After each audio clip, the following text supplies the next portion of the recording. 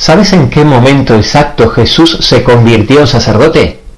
¿Y sabes en qué momento exacto Jesús pasó a ser sumo sacerdote? ¿Por qué Jesús se llama el Mesías o el Cristo? ¿Por qué empezó su ministerio recién a los 30 años? ¿Y por qué cuando compartió el pan y el vino con sus discípulos dijo que ya no volvería a beber del fruto de la vid? ¿Qué es el bautismo de fuego? Aunque te parezca mentira, las respuestas a todas estas preguntas están relacionadas y las vamos a responder en este video. Quédate hasta el final porque sin ninguna duda te vas a sorprender. Comenzamos.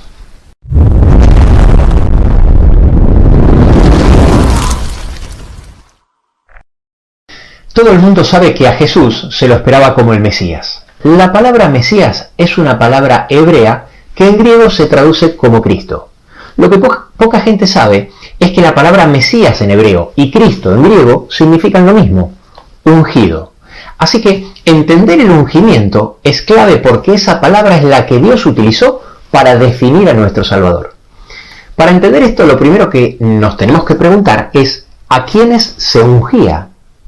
Los profetas eran considerados portavoces de Dios y transmitían su palabra. Su autoridad venía directamente de Dios y por eso no necesitaban una unción ritual con aceite para validar su llamado. Ese es el motivo por el cual, salvo la excepción de Eliseo, que fue ungido por Elías, los profetas no eran ungidos. En el Antiguo Testamento se ungía a los sacerdotes y a los reyes. El procedimiento era el siguiente: Dios le indicaba al profeta quién era el elegido para el cargo, entonces el profeta realizaba un rito muy especial donde consagraba a la persona elegida colocando sobre ella un aceite perfumado. De esta forma, con el rito de la unción, se dejaba claro que el ungido había sido asignado, consagrado, elegido o apartado para el cargo. Por eso era llamado el rito de la Santa Unción, porque ser santo significa ser apartado. ¿Cómo era el aceite de la unción? El aceite, para ungir, no era cualquier aceite. La Biblia no solo nos explica que era un perfume muy especial, sino que en Éxodo 30, del 22 al 25, está detallada la fórmula exacta de este aceite, preparado, dice, según el arte del perfumista. Este será el aceite de la Santa Unción. Tal como dice el versículo 30, ungirás también a Aarón y a sus hijos y los consagrarás para que sean mis sacerdotes.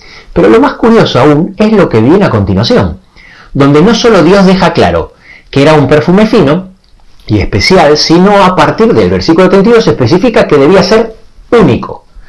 Sobre carne de hombre no será derramado, dice, ni haréis otro semejante conforme a su composición. Solo podía ser utilizado sobre los sacerdotes elegidos por Dios a través del profeta, y no obedecer esto era tan grave que en el versículo 33 advierte que cualquiera que ponga este aceite sobre algún extraño será eliminado de su pueblo. En el versículo 38 dice que ni siquiera se podía reproducir el perfume para olerlo. ¿Por qué Dios exigió esto así? Muy sencillo. El olor era el sello del sacerdocio. Por el olor todos podían saber que el que oliera así era el sacerdote. Con tan solo percibir el olor ya sabías que el sacerdote estaba cerca.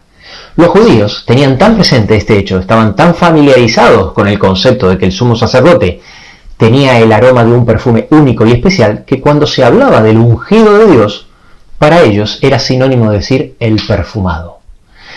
Tal como he mencionado muchas veces, es imprescindible conocer la simbología para que podamos entender las profecías bíblicas. Dios le revela el futuro a sus hijos a través de las profecías y utiliza un idioma que solo ellos pueden entender, símbolos proféticos, que solo podrán interpretar aquellos que están familiarizados con su palabra. En este canal he subido un video, cuyo link te dejo aquí arriba, donde hablo de 3 grupos de simbología. La simbología de la siembra de la cosecha, la del cuerpo humano y la simbología de la luz y el fuego. En este video de hoy vamos a comprender una 4ª simbología, la del perfume. En la Biblia hay varios versículos que explican claramente que Dios no escucha todas las oraciones. Es más, hasta llega a decir que algunas oraciones son para Él abominación. Es decir, la de algunos sí escucha y las de otros no. Lo que primero queremos saber es cómo Dios describe al grupo de creyentes a los cuales Él no escucha. Y sabemos que son creyentes, si no, no le estarían orando a Dios. En Salmo 66, 18 dice que Dios no escucharía a los que miran iniquidad.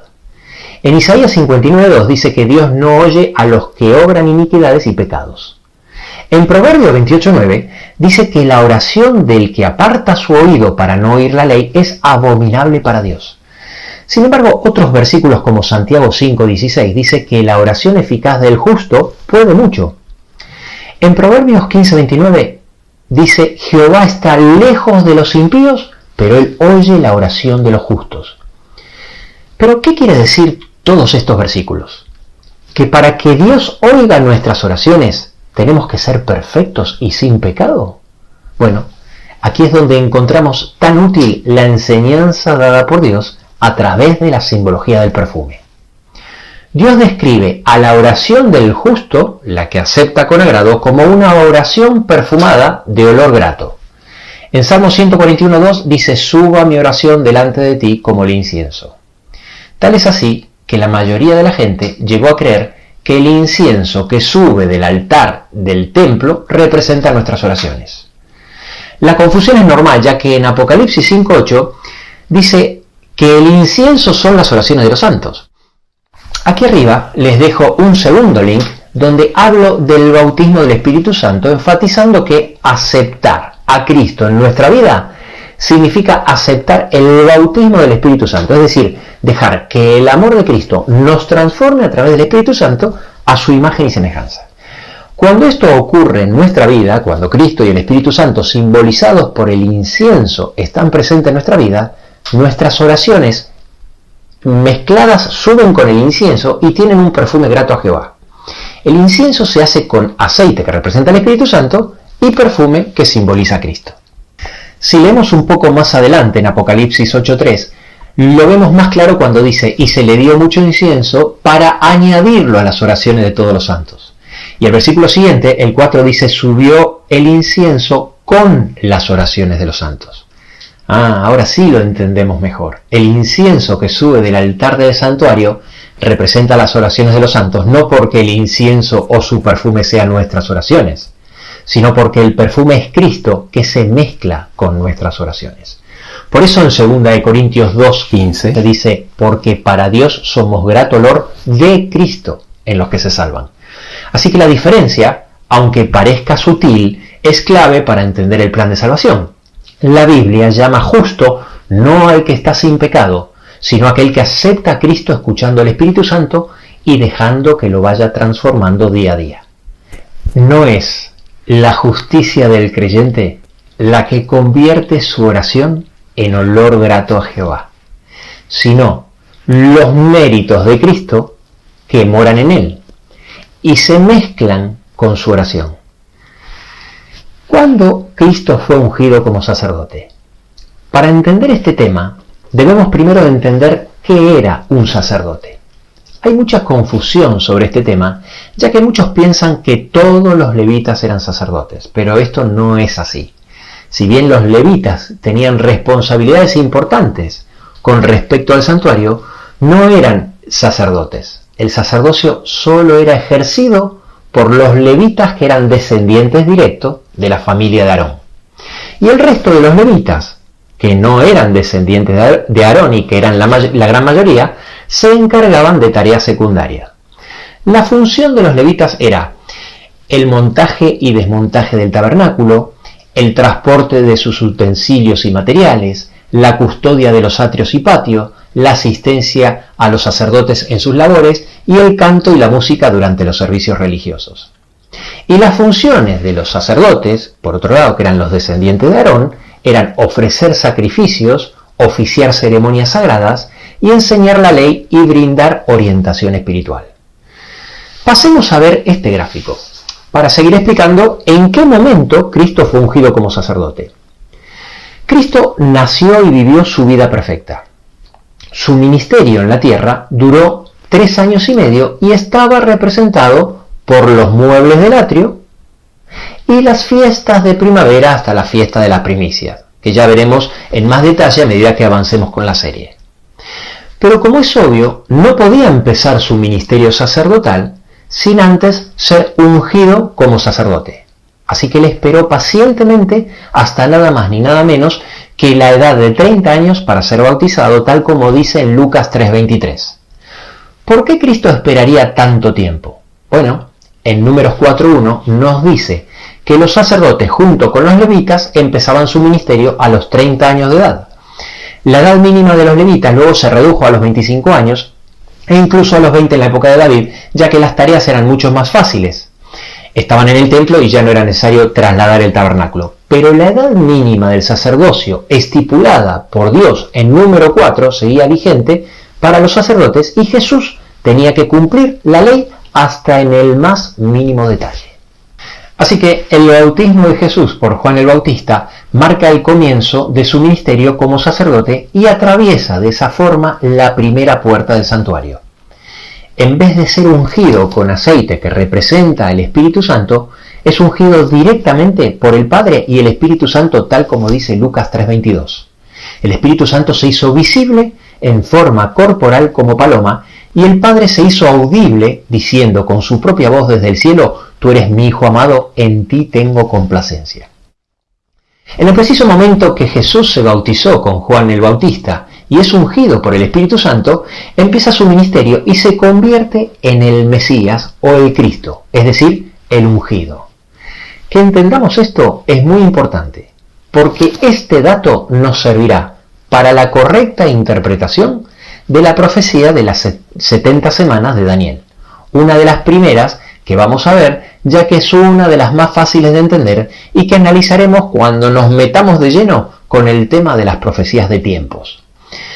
Pero ahora que sabemos cuándo Jesús se hizo sacerdote, surge una nueva pregunta. ¿Cuándo Cristo pasó a ser sumo sacerdote? Vamos a responder esta pregunta desde varios puntos de vista. En primer lugar, tenemos que ver qué diferencias había entre un sacerdote y un sumo sacerdote. La primera diferencia que se suele recalcar y la más conocida es que el sacerdote podía ministrar solo en el atrio y en el lugar santo, mientras que el sumo sacerdote podía traspasar el último velo y entrar al lugar santísimo, una vez al año en el día de la expiación.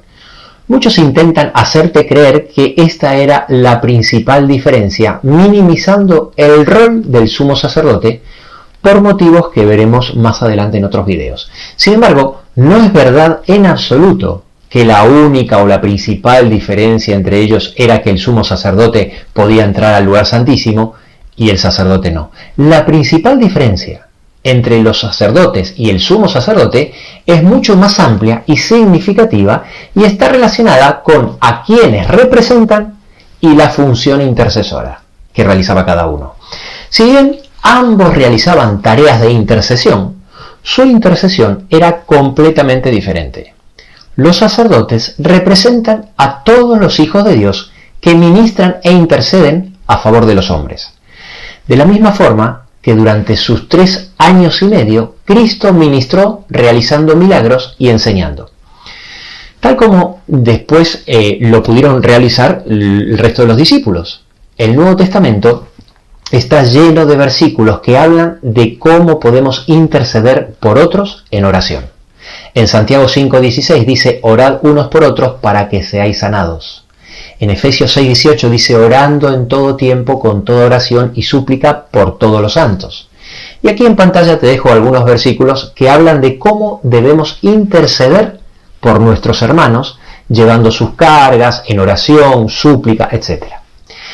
El tema de la oración intercesora es un tema apasionante y por supuesto excede el espacio de este video, donde solo lo vamos a mencionar.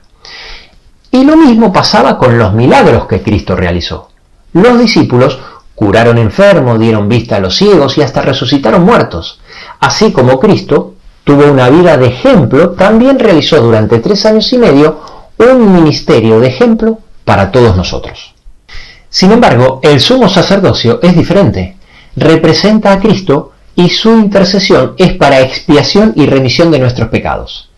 Cristo era representado de forma única y exclusiva por el sumo sacerdote y por el cordero sacrificado. Después de su muerte, de la misma forma que ya no debía haber más sacrificios, como dice Hebreos 9:26, tampoco debía existir sumos sacerdotes, tal como lo explica Hebreos 7, del 23 al 27. Esta es la principal diferencia entre un sacerdote y el sumo sacerdote. Todas las demás diferencias vienen como consecuencia de lo anterior. Su función intercesora era diferente porque el sumo sacerdote representaba a Cristo. Por ese motivo había diferencia en el acceso. Los sacerdotes no podían entrar al lugar santísimo y el sumo sacerdote sí. Por ese motivo los sacerdotes eran muchos, todos los levitas descendientes de Aarón, y el sumo sacerdote era uno solo, y por este motivo sus vestimentas eran diferentes, siendo la de los sacerdotes más simples y la del sumo sacerdote mucho más jerarquizada. Ahora bien, de la misma forma que ocurrió cuando Jesús fue bautizado y ungido como sacerdote, para que Jesús fuera nombrado sumo sacerdote, debía haber un bautismo y un ungimiento. ¿Ocurrieron estos dos acontecimientos? Y si es así, ¿cuándo? No te pierdas lo que viene ahora, porque es realmente impresionante. Para entender el bautismo de Cristo como sumo sacerdote, debemos primero entender el bautismo de fuego. Muchas personas piensan que el bautismo de fuego es el mismo que el bautismo del Espíritu Santo. La confusión es razonable porque cuando los discípulos recibieron el bautismo del Espíritu Santo en el Pentecostés, dicen Hechos 2:3 que vino como lenguas de fuego. Sin embargo, el bautismo de agua es una cosa, el del Espíritu Santo es otra, y el bautismo de fuego es otra. Cuando Cristo fue bautizado en el Jordán por Juan el Bautista, ya había sido sumergido por agua, como vimos anteriormente, y fue ungido de forma visible por el Espíritu Santo, el cual se manifestó en forma de paloma. Sin embargo, bastante más adelante, les dijo a sus discípulos, en Lucas 12, del 49 y 50, «Fuego vine a echar en la tierra, ¿y qué quiero si ya se ha encendido? De un bautismo tengo que ser bautizado, y cómo me angustio hasta que se cumpla», refiriéndose, por supuesto, a su muerte en la cruz como un bautismo. Luego, en otra ocasión, cuando la madre de los hijos de Zebedeo le piden a Jesús que se siente uno a la derecha y el otro a la izquierda, Jesús le responde en Mateo 20, 22 y 23, «¿No sabéis lo que pedís? ¿Podéis beber del vaso que yo he de beber y ser bautizados con el bautismo con que yo soy bautizado?», haciendo referencia a su muerte en martirio. Y ellos le dijeron, «Podemos», respondiendo esto sin tener ni idea a qué bautismo se refería Jesús. Y él les dijo, «A la verdad de mi vaso beberéis, y con el bautismo con que yo soy bautizado, seréis bautizados». Esto lo dijo Jesús porque proféticamente él sabía que los discípulos sufrirían martirio, el cual consiste en privación de la libertad, sufrimientos o incluso la muerte por causa del Evangelio. Ya hablaremos más adelante y con más detalle del bautismo de fuego, pero simplemente cierro el tema diciendo, en primer lugar, es Jesús el que nos da el bautismo de fuego, tal como dice Mateo 3:11, cuando Juan, el Bautista, dijo, «El que viene tras mí, él os bautizará en Espíritu Santo y fuego». Esto quiere decir que no es un bautismo que nosotros podamos realizar por iniciativa propia, sino que es enviado del cielo. Y en segundo lugar, por otro lado, no es para todos los hijos de Dios, sino solo para aquellos cuya fe les permite resistirlo. En Números 31:23 dice, «Todo lo que resiste el fuego, por fuego lo haréis pasar». Aquí te dejo otros versículos que hablan del tema en forma profética por si quieres investigar. Así que la agonía de Cristo en el Getsemaní y su muerte en la cruz fue el bautismo de Cristo para convertirse en nuestro sumo sacerdote. Un bautismo de fuego por el martirio de su pasión. Y esto tiene mucha lógica, ya que fue su muerte en la cruz y su sangre derramada para remisión y expiación de nuestros pecados, lo que lo convirtió en nuestro sumo sacerdote, o lo que es lo mismo, en nuestro pontífice máximo. Es decir, el único puente por el cual podemos acceder a Dios. En este sentido, su intercesión es única.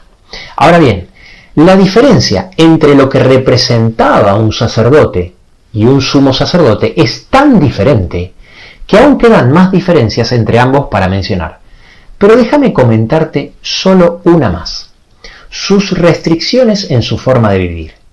Los sacerdotes, al ser consagrados para administrar los asuntos sagrados del templo, se le imponía ciertas restricciones, es decir, limitaciones en sus conductas para mantener su santidad y pureza ritual. El sumo sacerdote, al ser un líder religioso supremo, Dios le había impuesto conductas aún más estrictas que los sacerdotes, muy similares a las que tenían aquellas personas que habían hecho el voto nazareo, los que realizaban El voto nazareo, también llamado nazariato, eran personas que habían realizado una promesa de consagración especial a Dios durante un tiempo determinado.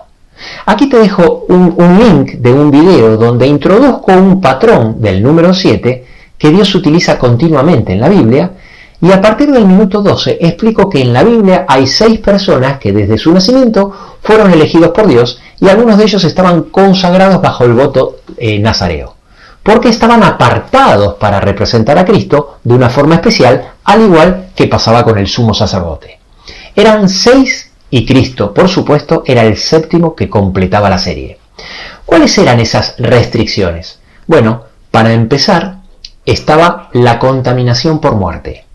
En Levítico 21, del 1 al 3, dice que un sacerdote no se podía contaminar por nada muerto, ni animal ni hombre, excepto por un pariente cercano, por su madre, su padre, hijo, hermano o hermana soltera. Sin embargo, en Levítico 21.1, número 6.6, dice que tanto el sumo sacerdote como el que había realizado el voto al nazariato no podía acercarse a ningún muerto sin excepción. Otra restricción era con respecto a la esposa. El sacerdote no podía casarse con mujer ramera o repudiada, sino que solo podía casarse con una mujer virgen o viuda de otro sacerdote. Siempre, por supuesto, de la casa de Israel, como dice Ezequiel 44.22 o Levítico 21.7. Sin embargo, el sumo sacerdote o el nazariato solo debía casarse con una israelita virgen, según Levítico 21.13. Dicho sea esto de paso, estos 2 puntos, entre otros, son los que violó Sansón, uno de los 6 hombres consagrados por Dios desde su nacimiento, cuando se acercó al león muerto y se unió con la pagana Dalila. Y aquí viene el punto que quiero resaltar. El sacerdote no podía beber vino cuando iba a ejercer el sacerdocio, tal como dice Levítico 19 o Ezequiel 44.21. Sin embargo, el sumo sacerdote y el nazariato no podía beber vino, ni comer uvas, ni ningún derivado de la vid en absoluto, tal como dice, por ejemplo, el número 6 del 3 al 4. Es decir, el sumo sacerdote, mientras dure su sacerdocio, que iba de los 30 a los 50 años, y el que había hecho el voto de nazareo mientras dure su promesa, no podían probar el fruto de la vid. Ese fue el motivo por el cual Jesús, cuando estaba en la Santa Cena, le dijo a sus discípulos en Mateo 26:29, y os digo que desde ahora no beberé más de este fruto de la vid, hasta aquel día en que lo beba de nuevo con vosotros en el reino de mi Padre. Dijo desde ahora porque a partir del Getsemaní pasaría por el rito del bautismo, y al ser sumo sacerdote no podría beber ya más del fruto de la vid. Y también dijo hasta aquel día que lo beba de nuevo en el reino de mi Padre, porque cuando salga del santuario celestial para venir a buscarnos, dejará sus vestiduras de sumo sacerdote y vendrá como Rey de Reyes y Señor de Señores. ¿No te parece increíble cómo todo encaja perfectamente? Creo que en este punto ya se va haciendo evidente cómo el santuario, entre otras cosas, muestra el recorrido de las diferentes etapas del ministerio de Cristo para liberarnos de este mundo. Pero aún falta algo importante. Todo debía ser cumplido de acuerdo a la ley. El Mesías, el Cristo, el ungido con mayúsculas, aún no había sido ungido. Y hacia ahí vamos. Unos 10 días antes de la muerte de Cristo, en Juan 12.1, especifica que eran 6 días antes de la Pascua, en la fiesta de la casa de Simón, como dice Marcos 14.3, ocurre algo impresionante. En Juan 12.2 dice que mientras Marta servía y Lázaro era uno de los que estaban sentados a la mesa con él, entonces María Magdalena tomó una libra de perfume de nardo puro, de mucho precio, y ungió los pies de Jesús y los enjugó con sus cabellos. Y la casa se llenó del olor del perfume. Entonces, en Lucas 7:46 nos dice que Jesús, mirando a la mujer, le dijo a Simón: no ungiste mi cabeza con aceite, pero ella ha ungido con perfume mis pies. En el video donde hablo de la Pascua y cuyo link te dejo aquí arriba, en el minuto 16 explico que como los ancianos del templo no lo declararon justo a Jesús, lo hizo un tribunal pagano con más autoridad que el mismo Sanedrín. De la misma forma ocurrió aquí. Como el Sanedrín no ungió con el perfume de la Santa Unción a aquel único digno de ese perfume, Dios lo ungió con una mujer pecadora, con un perfume de nardo puro de mucho más valor. Y volviendo al otro video que habla de la simbología, decíamos que la semilla debía morir para que pueda crecer en nosotros, el cuerpo debía morir para que podamos comer su sangre y su carne, y el fuego debía ser recogido del altar del sacrificio que simboliza la muerte de Cristo para poder iluminar los brazos del candelabro que nos representa a nosotros. De la misma forma, era necesario que el frasco de alabastro, al igual que Cristo, sea quebrado para que su fragancia pueda inundarnos a todos, cerrando de esta forma magistral la simbología del perfume. Jesús ensalzó a María Magdalena por haber realizado este acto que tiene una trascendencia mucho más allá de nuestra comprensión. En primer lugar dijo en Marcos 14:9, de cierto os digo que donde quiera que se predique este evangelio en todo el mundo, también se contará lo que está hecho. En segundo lugar, esta es una de las poquísimas historias anterior a la pasión de Jesús que es contada por los 4 evangelios. Y por último, Jesús le dio el privilegio a María Magdalena de ser la primera en conocer la mejor noticia jamás contada en la historia de este planeta, que Cristo había resucitado. En uno de los links anteriores, en el video donde introduzco el número 7, mencioné que había 6 hombres que habían nacido de forma milagrosa. Seguramente hubo más hombres que nacieron de esa forma, pero la Biblia menciona solo a 6 y Jesús era el 7º que completaba y perfeccionaba la serie. ¿Te acuerdas que al principio de este video te dije que en la Biblia se ungían a los sacerdotes y a los reyes? Jesús es el ungido con mayúscula, porque para salvarnos de este mundo, Él tuvo que venir primero como sacerdote para salvarnos de la consecuencia del pecado, llevándonos a santificación. Y en su segunda venida vendrá como rey para rescatarnos de la presencia del pecado, para llevarnos a glorificación. Es decir, librarnos de Satanás y llevarnos a la Canaán celestial. Voy a terminar este video con un dato que te dejará con la boca abierta. Seguro que hubo muchos, pero ¿sabes cuántos sacerdotes menciona la Biblia por nombre que fueron elegidos por Dios a través de un profeta? 6. Aquí en pantalla te dejo los textos. Cristo fue el 7º sacerdote en completar y perfeccionar la serie. Y si esto te parece increíble, espera a escuchar lo que sigue. ¿Sabes cuántos reyes menciona la Biblia que fueron elegidos por Dios a través de un profeta? 6. Aquí en pantalla te dejo los textos. Porque Cristo también es el 7º rey que completa y perfecciona esta serie. El ungido por excelencia. Sí, yo también le doy gracias a Dios porque su palabra nos sorprende cada día. No subestimes la serie de 7 porque nos va a seguir revelando cosas increíbles, especialmente para interpretar las profecías. Nos vemos en el próximo video.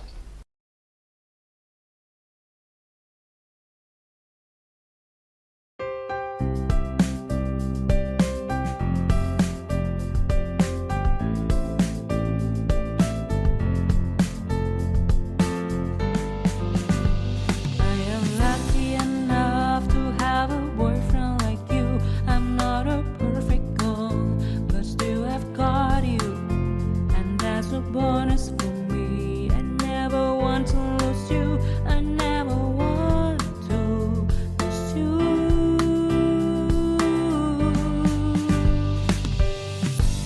You will not believe, but it is true when I say that you are the more important person in my life. Your love has conquered my heart and left me asking for more. I love you for who you are.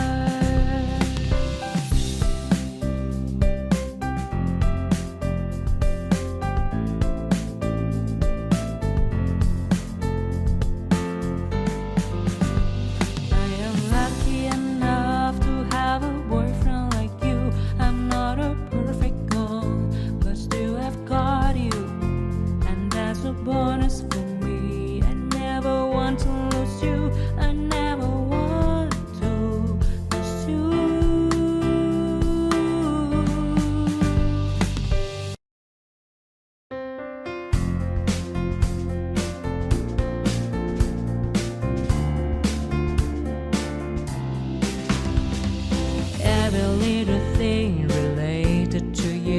make me smile. I know you are doing hard work to make things possible. I want to let you know that I am with you, and I will be forever. Every little thing related to you make me smile. I know you are doing hard work to make things possible. I want to let you know that I am with you, and I will be forever. When you talk, I want to listen to you for hours. When you are there beside me, I feel like looking at you all the time. My love for you will never really change. Just want to tell you that you mean a lot to me.